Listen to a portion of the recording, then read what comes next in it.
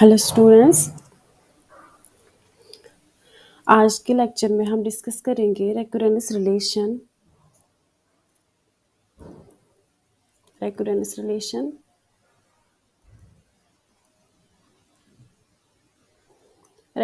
Relation के बाद हम डिस्कस करेंगे रेकुरेंस रिलेशन का ऑर्डर।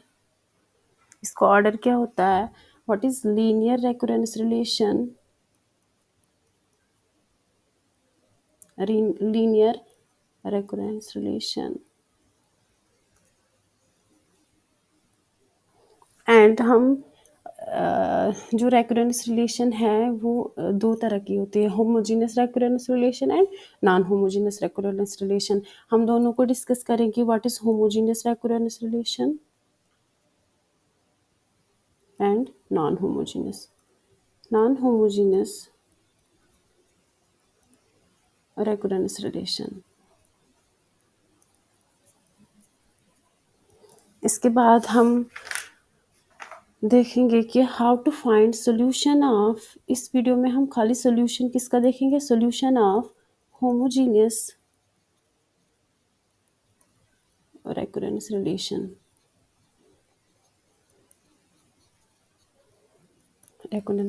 तो इन वीडियो को स्टार्ट करने से पहले आप मेरे वीडियो को लाइक, कमेंट एंड सब्सक्राइब ज़रूर करें एंड मुझे कमेंट बॉक्स में ये बताते रहे कि नेक्स्ट वीडियो आप किस टॉपिक पे देखना चाहते हैं, ताकि मैं आपके लिए नए नए वीडियोस लाऊं और मुझे मोटिवेशन मिलती रहे आप लोगों की तरफ से। तो कमेंट, लाइक एंड सब्सक्राइब करना ना भूलें। चलिए हम आज का वीडियो स्टार्ट करते हैं। तो कहाँ से स्टार्ट करेंगे हम? What is recurrence relation? What is recurrence relation?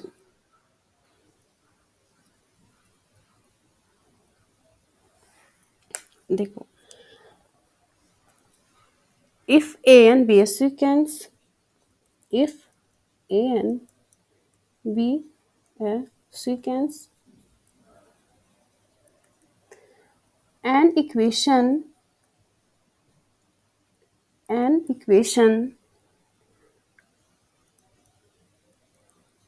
connecting a n with a finite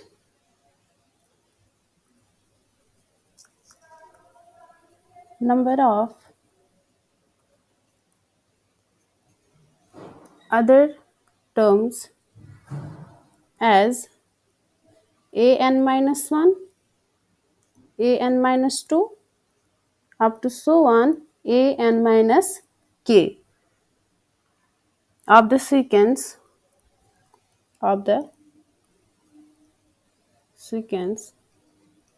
is called recurrence relation. What is recurrence relation?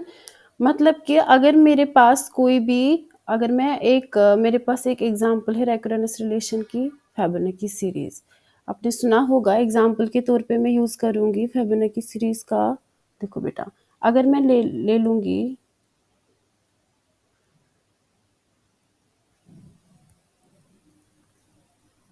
ये सीक्वेंस, तो कैसे होती है ये? अगर मैं ये सीक्वेंस ले लूँ 1 1 2 3 5 8 13, तो ये एक रेकुरेंस रिलेशन है। मैंने क्या डेफिनेशन में लिखा? What is recurrence relation?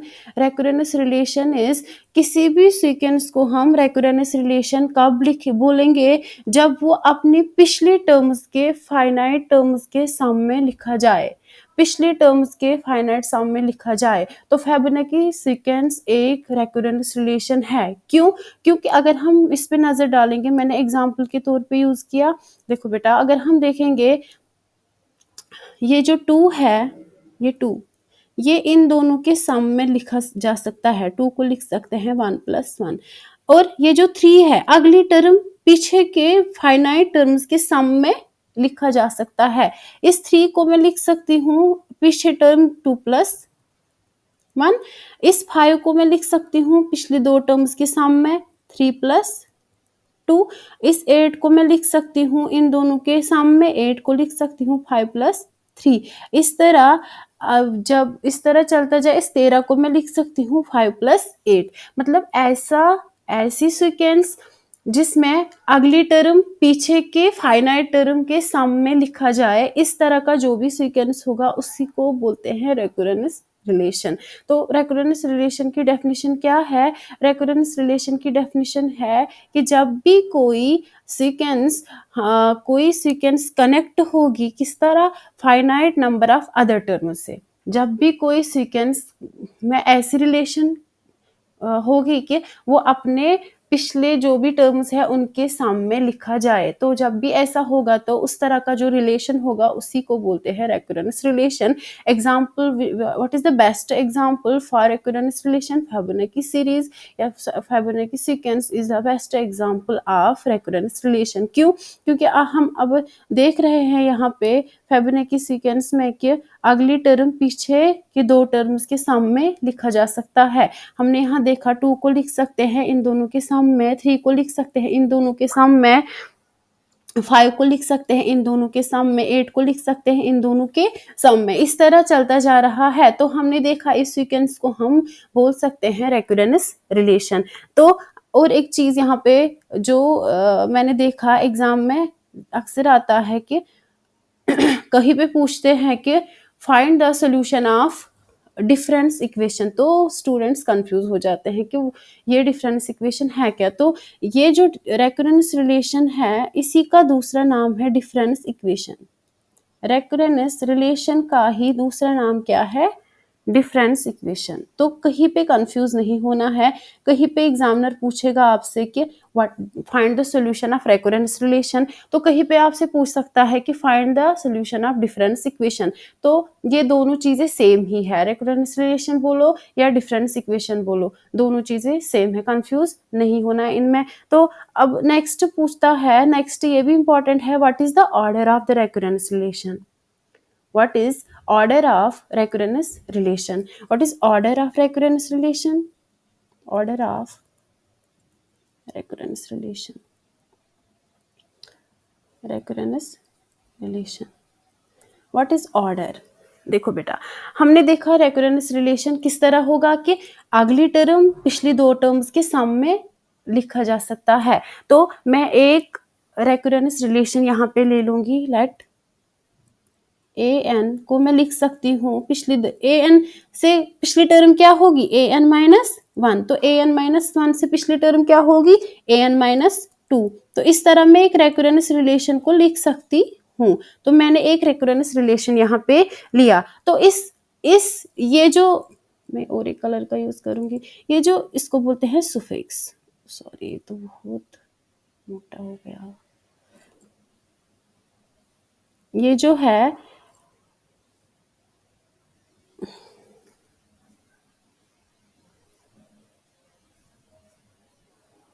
One second,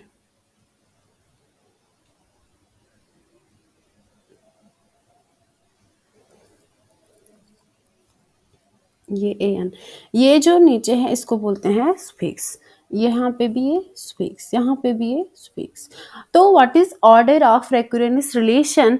order of recurrence relation is the difference between greatest suffix, difference between greatest suffix and least suffix। आपको देखना है एक रेकरेंस रिलेशन गिवन होगी, तो 2 से ज़्यादा टर्म्स भी, 3 से ज़्यादा टर्म्स भी हो सकती है एक रेकरेंस रिलेशन में। तो ये तो मैंने एक फिबोनाची सीरीज लिया, लेकिन फिबोनाची सीरीज के अलावा भी बहुत सारी रेकरेंस रिलेशंस है। तो यहाँ पे 3 ही टर्म्स है। आपको देखना है what is order of recurrence relation. मैंने बताया ऑर्डर क्या होता है, ये इसको बोलेंगे हम सुफिक्स। पहले पता होना चाहिए व्हाट इज सुफिक्स। ये जो नीचे यहाँ पे होता है इनको बोलते हैं हम सुफिक्स। तो हमने देखा ऑर्डर क्या होता है, greatest suffix and least suffix का डिफरेंस, मतलब कि माइनस करना है, सब्ट्रैक्शन। तो what is the greatest suffix here? N. N बड़ा है तो एन को लिखेंगे। माइनस करना है, किससे माइनस करना है? What is the least suffix? Is an minus two. तो n माइनस टू से माइनस करना है, तो जब हम करेंगे ये n और ये n कैंसिल होके ये माइनस और माइनस प्लस बनेगा, तो इसका ऑर्डर आएगा 2। सो हम इस तरह किसी भी रेकरेंस रिलेशन को ऑर्डर फाइंड कर सकते हैं। कैसे? Greatest suffix minus least suffix, उनका डिफरेंस जो जितना आएगा वो उस रेकरेंस रिलेशन का ऑर्डर होगा। तो इस तरह से हम किसी भी रेकरेंस रिलेशन को ऑर्डर निकाल सकते हैं। तो ये भी एग्जाम में पूछ सकते हैं शॉर्ट 2 मार्क्स में कि what is the order of the recurrence relation, आपको गिवन होगी। कोई भी रेकरेंस रिलेशन हो, आपको देखना है greatest suffix minus least suffix, उन दोनों का डिफरेंस लेके जितना ऑर्डर आएगा वही उस रेकरेंस रिलेशन का ऑर्डर होगा। उसके बाद हम देखेंगे what is linear recurrence relation. जिस तरह हमने डिफरेंशियल इक्वेशन में पढ़ते हैं हम linear, non linear differential equation, इसी तरह यहाँ पे भी लीनियर रेकरेंस रिलेशन होता है। लीनियर रेकरेंस रिलेशन,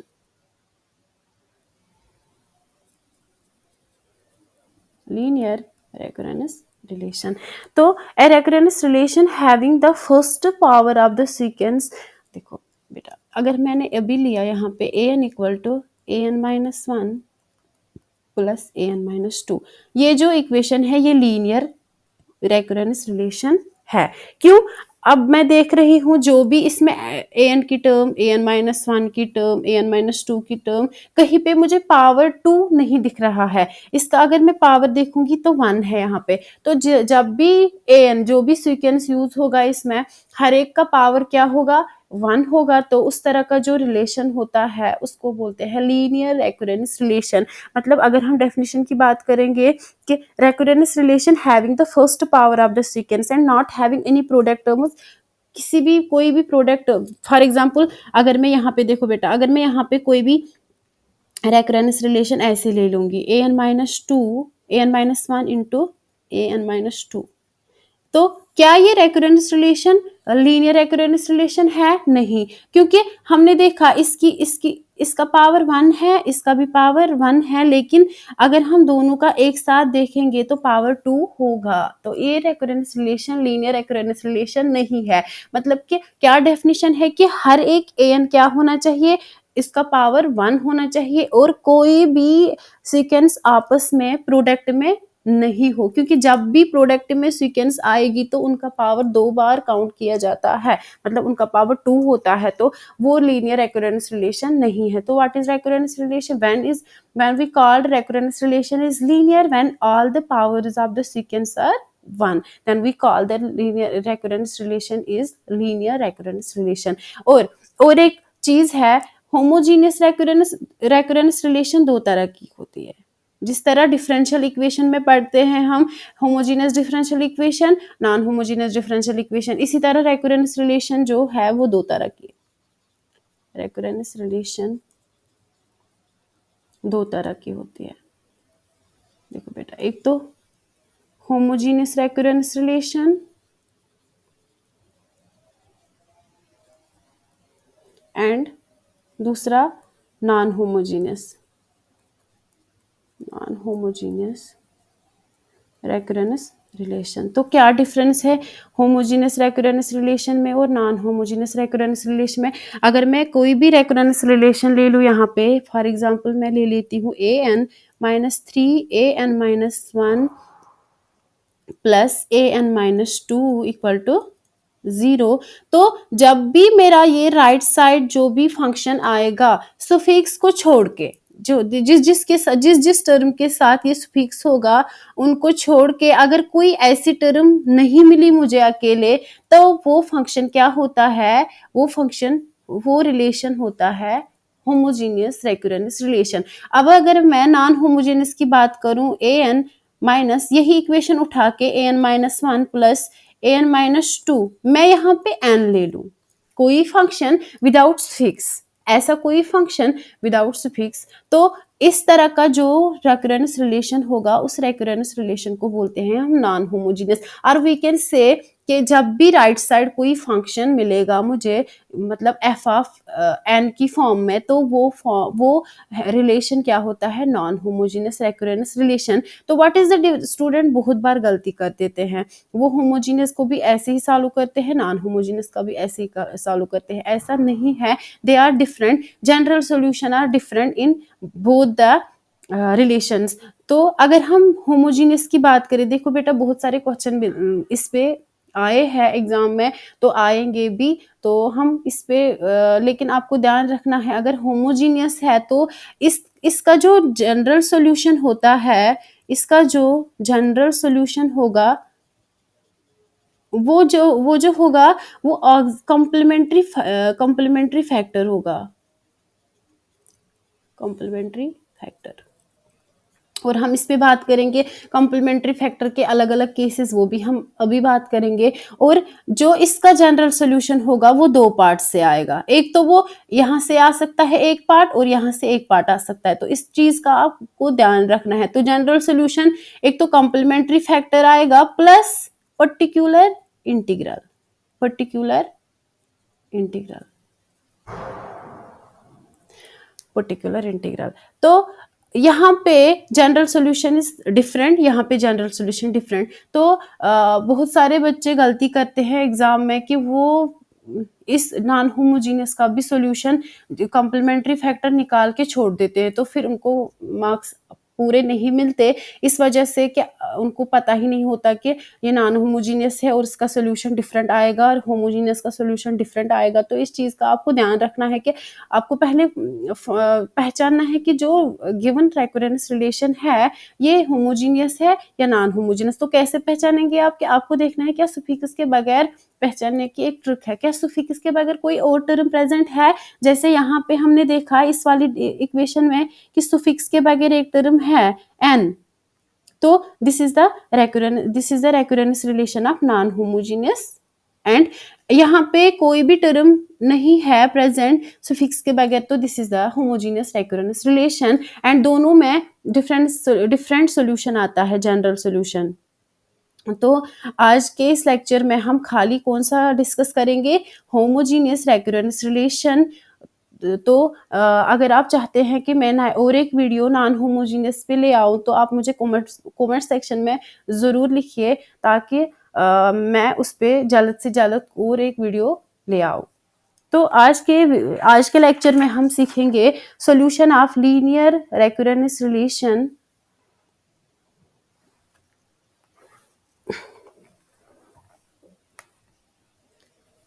आज के लेक्चर में solution of linear recurrence relation with constant coefficients.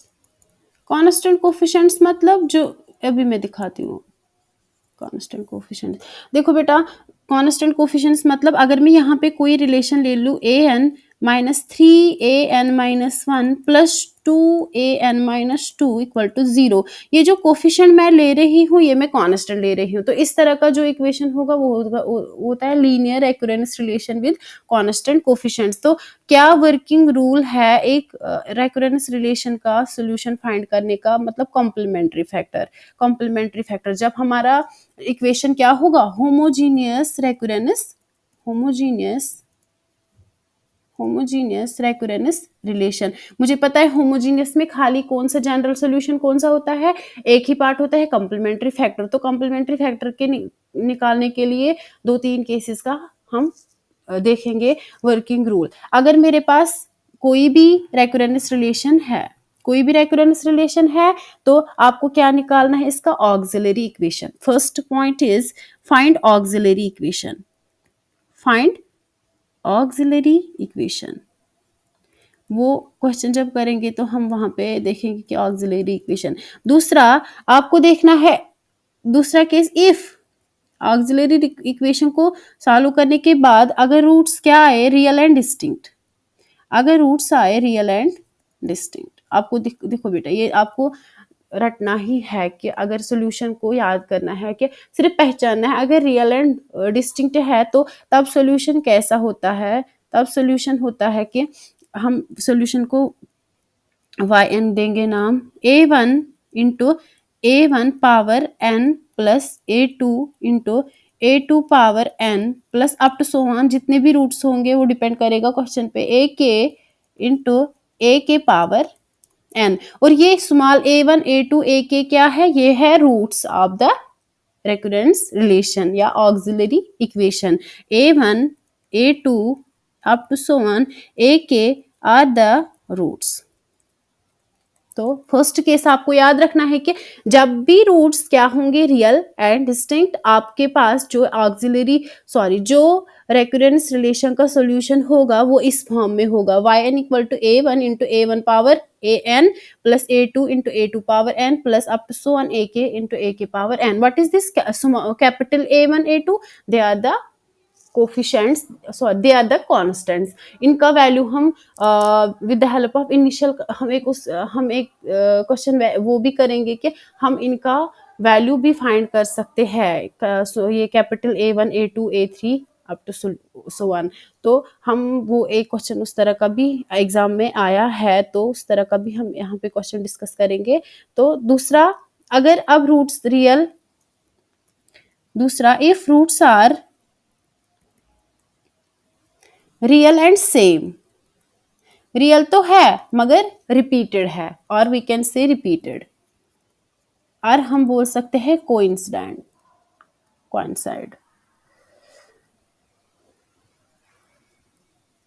तो उस तरह का उस कंडीशन में सॉल्यूशन होता है, देखो बेटा, a1 plus a2n plus a3n square plus up to so on a के n power m minus 1 into a power n into a power n। What is this a? This is the root. जो हमारे पास root आएगा ना, same ही आएगा, एक ही root आएगा ना। अगर मैंने बोला ना सेम ही आएगा, तो मतलब एक ही रूट आएगा, वो a होगा। और ये a1 ये a2 ये क्या है, ये कॉन्स्टेंट्स है, कोफिशिएंट्स। तीसरा केस है जो ज्यादा यूज नहीं होता, लेकिन हम डिस्कस करेंगे, क्या पता कहीं बार क्वेश्चन ये भी पूछते हैं कि क्वेश्चन ये भी आ सकता है कि अगर कहीं पे ये रूट्स अगर हमारे क्या आए, तीसरा, if roots are non repeated complex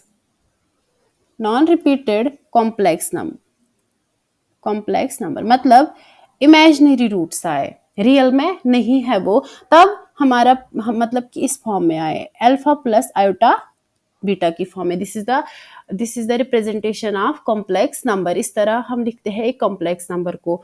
तो अगर हमारे रूट्स आए कॉम्प्लेक्स रूट्स, तो उसमें उस सिचुएशन में सॉल्यूशन को कैसे लिखा जाएगा, तो इस तरह होगा, yn equal to r power n into a1 cos of n theta plus a2 sine of n theta. तो यहाँ पे ये n, ये जो थीटा और ये जो r है, ये है क्या, जो r है ये होता है under root of alpha square plus beta square, alpha and beta roots आएंगे, और ये जो थीटा है इसका वैल्यू होता है tan inverse beta by alpha. तो इस तरह आपको किसी भी रेकरेंस रिलेशन का कॉम्प्लीमेंट्री फैक्टर, मतलब या in case of homogeneous we can say general solution, but in case of non homogeneous we can say complementary factor. याद रखना, अगर हमारा रेकरेंस रिलेशन क्या होगा, होमोजीनियस, तो यही कॉम्प्लीमेंट्री फैक्टर क्या बन जाएगा, general solution. But in case of non homogeneous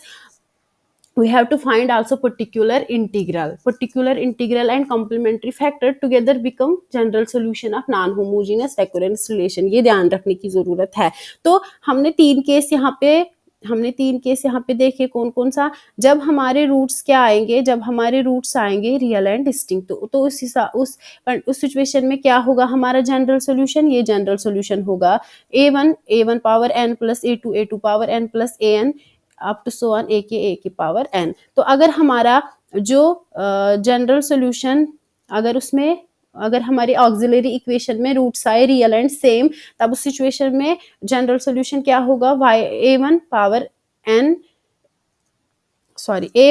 plus a2 plus n plus a3n square plus up to so on a k n power m1 into a power n. what is this a? this is the root. अगर तीसरा case है अगर general solution में complex roots आए तो उस situation में क्या होगा हमारा जनरल सॉल्यूशन? वो होगा yn equal to r power n a1 cos of n theta plus a2 sin of n theta. What is this r? This is called modulus, and modulus का वैल्यू होता है under root alpha square plus beta square. And what is theta? This is the angle between alpha and beta. तो what is the theta? tan inverse beta by alpha. इस तरह हम r और theta का value put करके इस solution में डाल के हम सॉल्यूशन निकालते हैं. तो इस तरह हमने देखा कि हम एक रेकरेंस रिलेशन का कैसे निकाल सकते हैं जनरल सॉल्यूशन या कॉम्प्लीमेंट्री फैक्टर. तो हम इस पे कुछ क्वेश्चन डिस्कस करेंगे ताकि हमें ये अच्छे से समझ आए.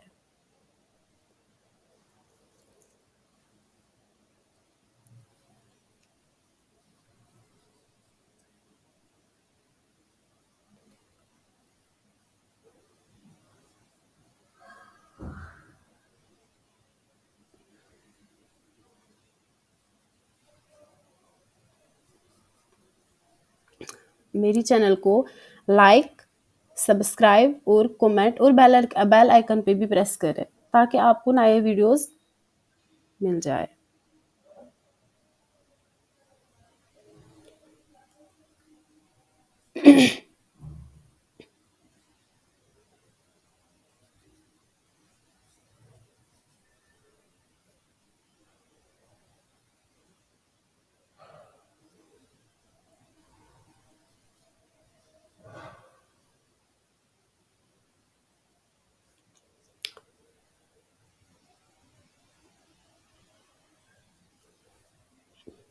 देखो बेटा मैं यहाँ पे क्वेश्चन लेके आई हूँ कि how to find the solution of recurrence relation which is homogeneous recurrence relation.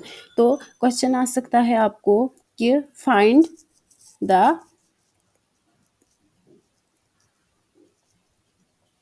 solution for the recurrence relation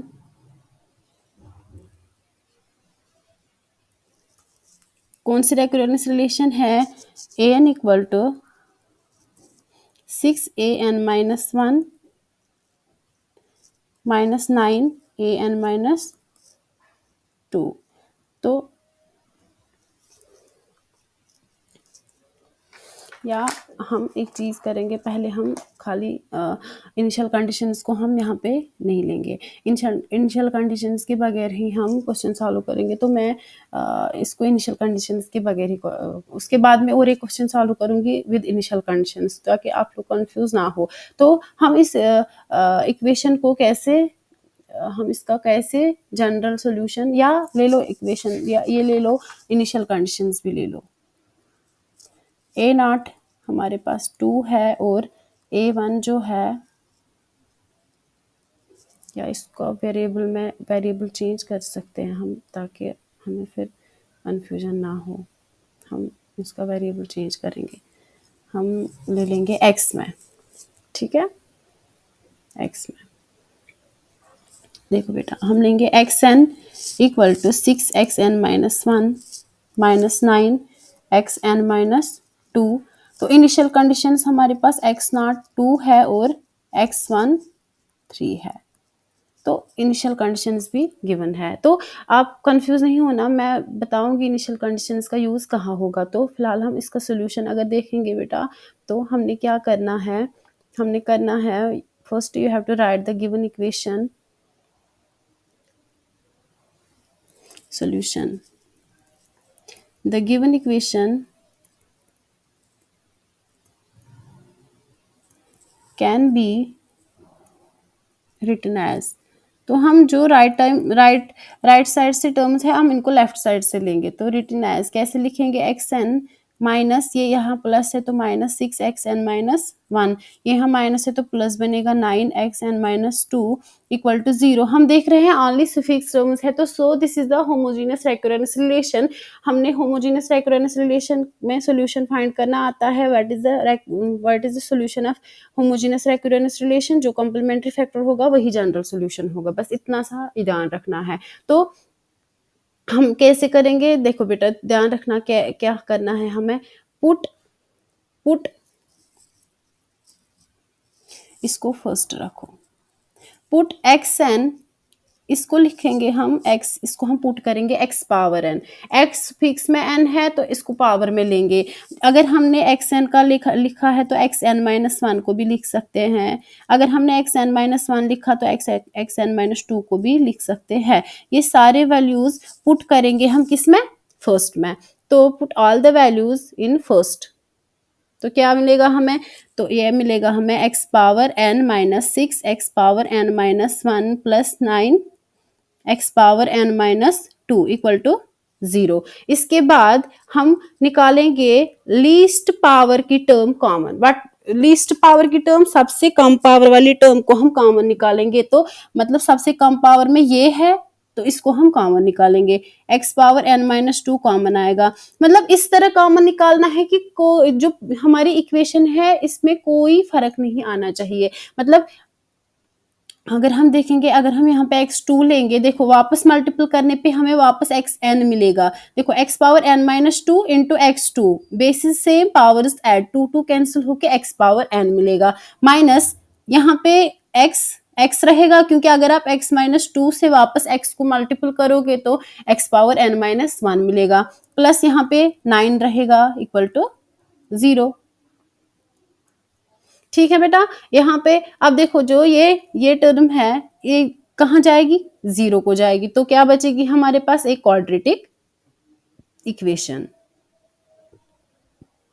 एक क्वाड्रेटिक इक्वेशन आएगी। तो हमने 12th क्लास या 10th क्लास में सीखा है कि how to solve quadratic equation, how to find the roots of quadratic equation. हमने पता है we can split middle term here, we can split middle term.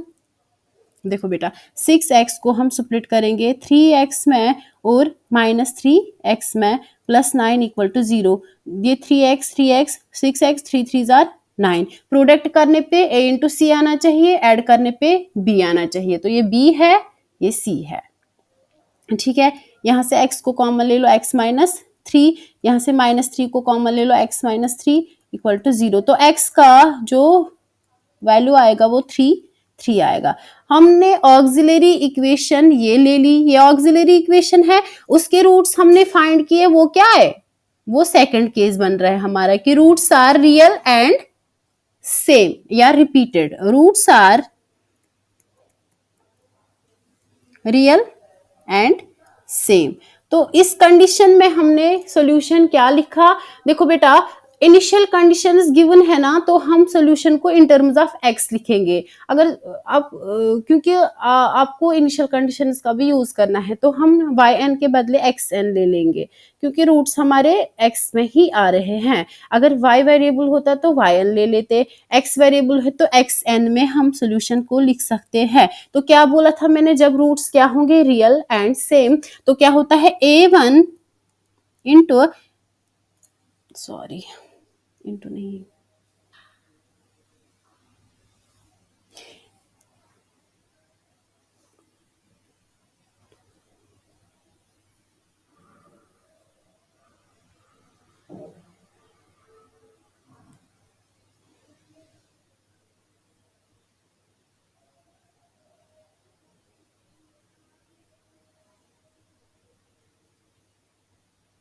क्या आएगा सोल्यूशन, a1 प्लस कितने रूट्स है, दो, a2 इंटू n, फिर जो रूट होता है a is the 3 power n। This is the general solution in terms of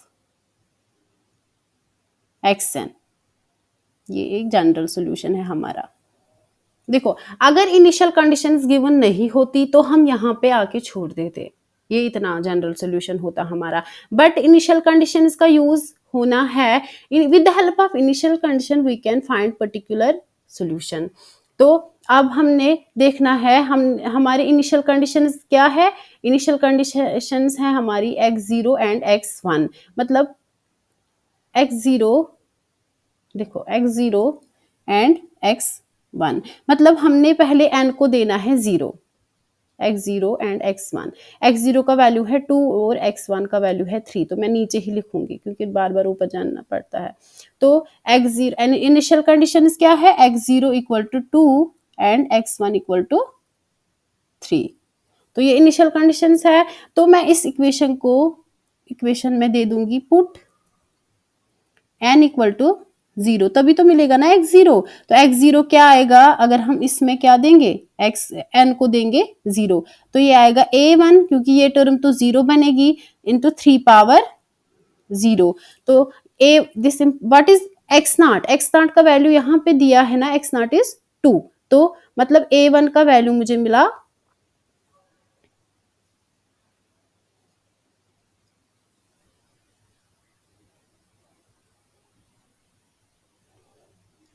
यहाँ पे x0 का वैल्यू 2 गिवन है, तो यहाँ एनीथिंग रेज पावर 0 इज 1, तो a1 का वैल्यू मुझे मिला 2।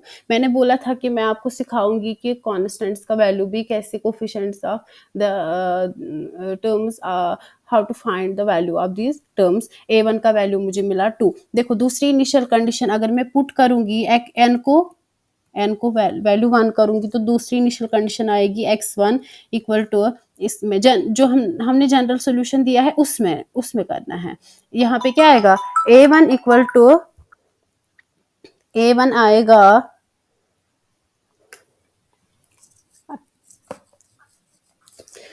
a1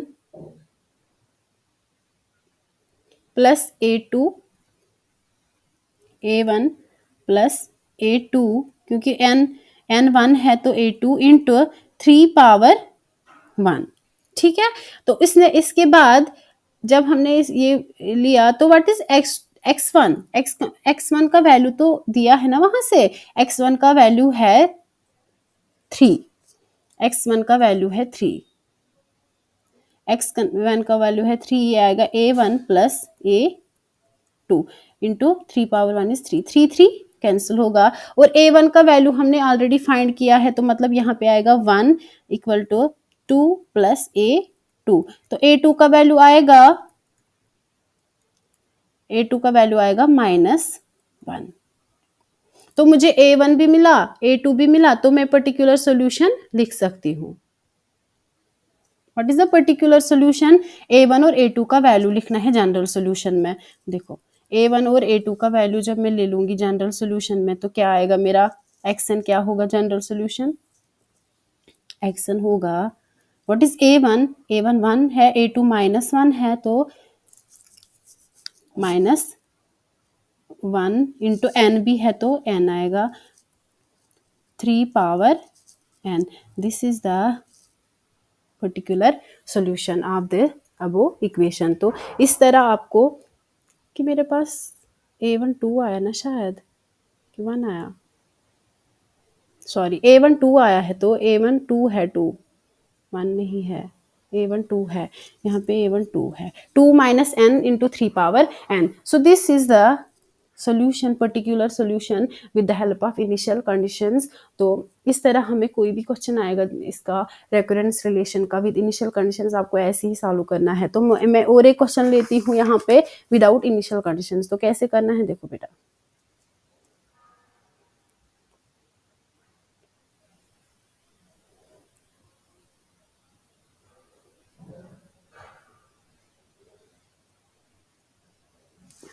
करती हूँ,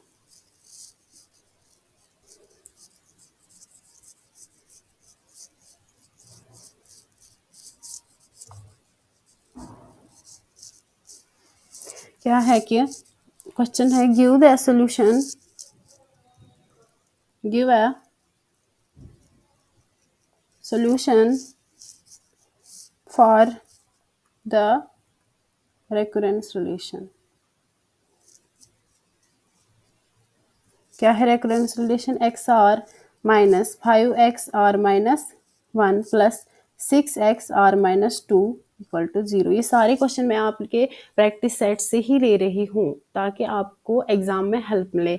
तो इसका सोल्यूशन हम कैसे फाइंड करेंगे, अभी मैंने सिखाया कि solution, this is the homogeneous recurrence relation, so put x r, देखो वेरिएबल को वेरिएबल को हैंडल करना आना चाहिए। वहाँ पे एक्स एन होता था तो हमने एक्स पावर एन लिया, यहाँ पे एक्स आर है तो एक्स पावर आर लेंगे, कंफ्यूज इसमें कुछ नहीं होना, एक्स पावर आर लेंगे। एक्स आर माइनस वन किसके इक्वल ले लेंगे, एक्स आर माइनस वन के, और एक्स आर माइनस टू किसके इक्वल ले लेंगे, एक्स आर माइनस टू। तो अब ये सारे वैल्यूज किसमें फाइंड करने हैं, गिवन इक्वेशन में फिल करने हैं। तो अगर हम जब हम गिवन इक्वेशन में फिल करेंगे तो क्या मिलेगा हमें, तो हमें मिलेगा एक्स पावर आर, और क्या है हमारी given equation, 5 minus 5 x power r minus 1 plus 6 x power r minus 2 equal to 0। उसके बाद मैंने आपको बोला कि लीस्ट पावर की टर्म को कॉमन लेना है, लीस्ट पावर की टर्म को कॉमन लेना है। लीस्ट पावर की टर्म कौन सी है, एक्स पावर आर माइनस 2, तो उसको कॉमन ले लो। उसको कॉमन लेके x power r minus two को कॉमन लेना है, अंदर क्या रहेगा, यहाँ पे x2 रहेगा, माइनस 5 यहाँ पे x रहेगा, प्लस 6 इक्वल टू 0, ताकि अगर हम इसको वापस यहाँ पे मल्टीपल करें तो हमें ये इक्वेशन मिल जाए। ऐसा कॉमन लेना है कि हमने इसको वापस मल्टीपल करने पे प्रीवियस इक्वेशन मिल जाए। तो बेटा देखो, ये जो लेफ्ट साइड की टर्म है तो 0 को जाएगी, तो बचेगी क्या, x square minus 5x plus 6 equal to 0। तो ये अब क्वाड्रेटिक इक्वेशन है, और क्वाड्रेटिक इक्वेशन को हमें सॉल्व करना आता है। हमने सीखा है कहाँ पे, हमने 10th क्लास में सीखा है या 9th क्लास में सीखा है कि how to find the solution of quadratic equation. तो कैसे निकालेंगे हम यहाँ पे देखेंगे, क्या हम मिडल टर्म मेथड से सॉल्व कर सकते हैं। हाँ वी कैन। देखो कैसे, x square minus 3x minus 2x plus 6 equal to 0, ऐसे सुप्लिट करना है कि इनका मल्टीप्लिकेशन a इंटू सी आना चाहिए और इनका सम आना चाहिए b। तो देखो b 3 और 2 5x, 3 2 6, ठीक है। यहाँ से हम x को कॉमन लेंगे, ये रहेगा x माइनस 3, यहाँ से 2 को कॉमन लेंगे, ये रहेगा x माइनस 3 इक्वल टू 0। तो x का वैल्यू जब होगा वो 2 होगा और 3 मिलेगा। मतलब यहाँ पे जो रूट्स मुझे मिले वो रियल और डिस्टिंक्ट मिले। तो अभी मैंने फर्स्ट केस में देखा कि जब भी मेरे रूट्स क्या होंगे, रियल और डिस्टिंक्ट होंगे, तो हम उसमें सोल्यूशन क्या लिखेंगे, किस तरह का सोल्यूशन होता, किस तरह का सोल्यूशन होगा, yn इक्वल टू, यहाँ पे x में टर्म है तो xn इक्वल टू क्या, a1 into a1 small a1, ये रूट होता है 2 power n, plus a2 into small a2, ये रूट होता है 3 power n। This is the general solution of the recurrence relation. इस तरह आपको हर एक रेकरेंस रिलेशन का सोल्यूशन फाइंड करना है। हम, अगर आप चाहते हैं कि मैं अगला video non homogeneous recurrence relation में ले आऊं, तो आप जरूर मुझे कमेंट करके कमेंट बॉक्स में लिख लीजिए कि, ताकि मैं जल्द से जल्द नॉन होमोजीनियस रेकरेंस रिलेशन के क्वेश्चंस आपको यहाँ पे प्रोवाइड कर सकूं। तो मैं आपके लिए क्वेश्चन है, इसका आंसर मुझे जरूर कमेंट बॉक्स में लिख के मैं देखूंगी किस किस स्टूडेंट को ये पता है कि यस सर नो में ओनली यस सर नो में आंसर दीजिए। क्या पर्टिकुलर सोल्यूशन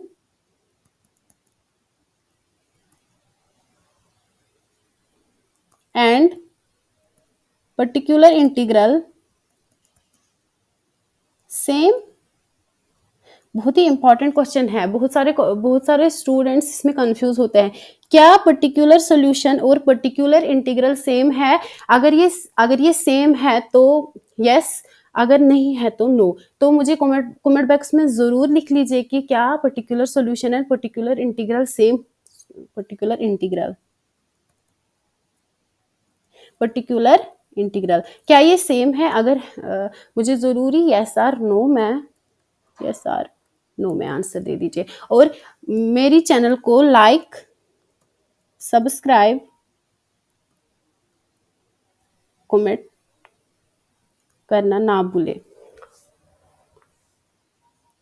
आज के लिए बस इतना ही। तो नेक्स्ट टाइम मैं नॉन होमोजीनियस पे वीडियो ले आऊंगी।